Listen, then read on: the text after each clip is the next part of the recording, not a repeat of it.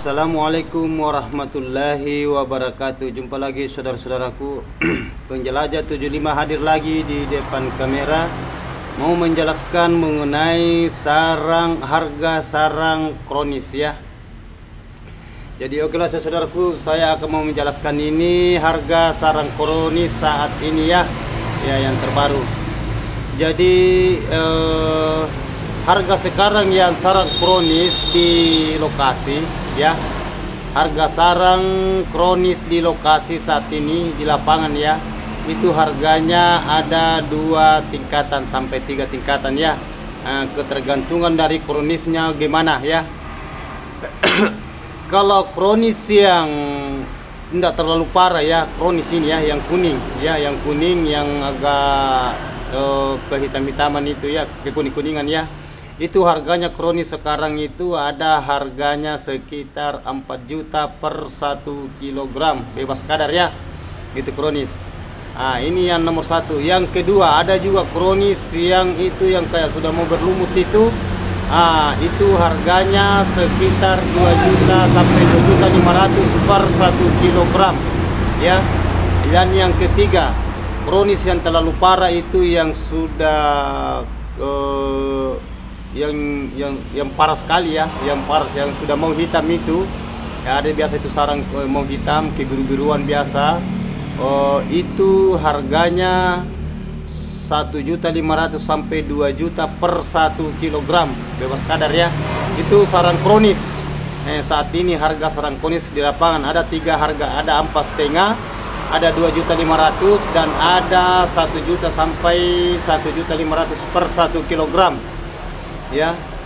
Itu harganya kronis di lapangan ya. Jadi itu sarang kronis itu sarang yang paling hancur, itu sarang yang paling murah harga ya. Tinggal satu itu yang paling di bawahnya itu ya serbuan, karena sarang kronis itu biasa sudah bertahun-tahun di dalam bangunan baru dibuka, atau biasa di ruangan RBW. Kalau menetes itu air di bagian dalam, di seumpamanya cor di bangunan, sampai itu air dia itu merembes sampai di sirip, itu biasa terjadinya sarang kronis ya, itu terjadinya sarang kronis. Apalagi kalau lama baru dibuka, jadi biasanya itu sarang kronis itu ada juga ndak mau kering, dia itu lembab, biar kita kering itu ya gitu-gitu, jadi dia itu membengkak ya. Jadi sarang kronis biasa terjadinya kalau kita kasih kering, biasa itu membengkak, maksudnya membengkak seperti karet ya, karena dia lama sekali basah ya, lama sekali basah sampai dia lentur di sirip. Jadi biasa kalau kita buka itu ya agak kayak gimana ya, kayak agar-agar itu gitu. Dan ada kronis yang kering, kronis yang kering itu ya biasa yang berwarna yang kayak kehitam-hitaman, kehijau-hijauan, itu yang parah ya. Itu tadi harganya itu ada 3 tingkatan ya. Kalau itu tadi yang lembe itu sarang kronis yang lembab, tidak mau kering, biar kita keringkan itu ndak bisa, sampai dia itu mengembang kayak karet. Kalau kita rendam minyak tanah itu kayak gitu.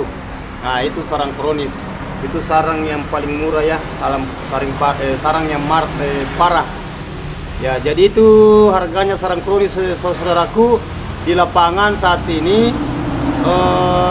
Kita perlu menghindari itu ya, kita perlu menghindari itu sarang kronis. Makanya kalau di dalam ruangan RBW itu kita harus betul-betul merawat itu, memperhatikan bagian dalam RBW.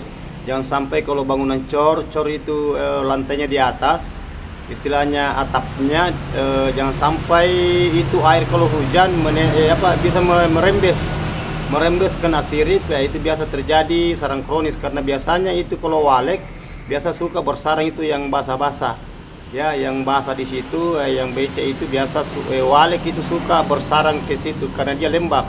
Tapi kalau jadi sarangnya itu biasa sarangnya jadi sarang kronis.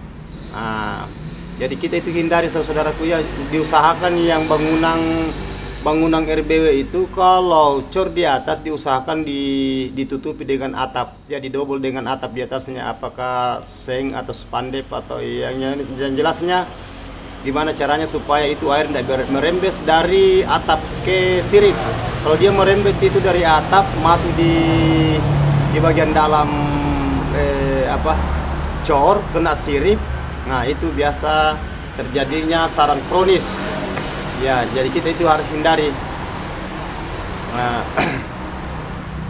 dan sarang kronis itu susah juga kita mengatakan diekspor, susah dikelola itu sarang kronis karena sarang yang paling bahasanya sarang rongsongan ya, sarang rongsokan ya.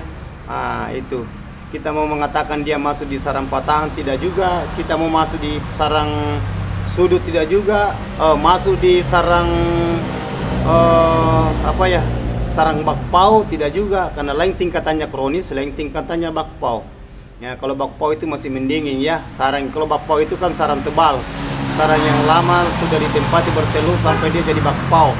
Nah, dan biasa juga itu bakpao itu jadi kronis kalau sudah terlalu parah sekali ya, sudah menjadi kehijau-hijauan sampai ke hitam-hitaman, berlumut apa, itu biasa. Jadi itu yang kita hindari saudaraku.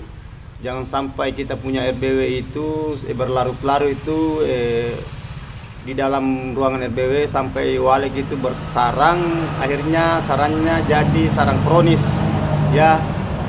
Sebenarnya itu semua ada harga, hanya harganya terlalu murah dibandingkan dengan sarang yang lain semacam kayak mangkok lontos, itu kalau lebih 10 juta 10 juta ke atas, sarang sudut, patahan, kakian, bakpao ya.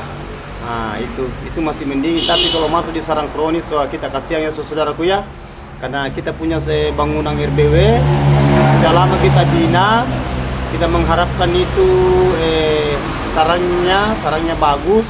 Gimana caranya supaya kita puas harga sarang, tapi tidak bisa memuaskan harga karena adanya itu rembesan air dari atap ke sirip. Nah, itu apalagi kalau bagian bawahnya itu jarang dibersihkan, banyak kotorannya ya, istilahnya kotoran walek kayaknya toh, misalnya kotoran walek itu maksud saya, sampai dia itu amuniasinya naik, berubah warna, apalagi kalau air itu merembes dari atap kena sirip, itu terjadi sarang kronis. Sarang kronis itu sarang paling murah ya. Jadi diusahakan itu saudaraku ya, kita hindari itu. Gimana caranya supaya kita punya RBW, kita rawat ya, kita rawat. Kalau perlu, kalau banyak kotorannya dibawa dibersihkan. Itu yang merembes air dari atap ke sirip, kena sirip, diusahakan itu supaya yang bagian yang atasnya kita tutup ya, kita tutup. Gimana supaya airnya itu tidak merembes masuk di sirip ya, begitu saudaraku ya. Nah, jadi itu pembahasan saya saudaraku, gimana caranya supaya kita itu menghasilkan sarang yang cukup memuaskan, seperti teman-teman yang biasanya terjadi sarang gitu, dia itu bisa dipermat itu, dia punya bagian dalam ya. Jangan dibiarkan, dan jangan biarkan berlarut-larut. Diusahakan kalau begitu kita itu perbaiki bagian atap ya, bagian atap. Itu juga biasa kalau mesin kabut, istilahnya humidifier atau mismaker, atau dia biasa ciptakan embung di dalam sampai terlalu kena di sirip, apalagi kalau rendah itu semacam kayak 2 meter 2,5 meter itu dari lantai ke sirip.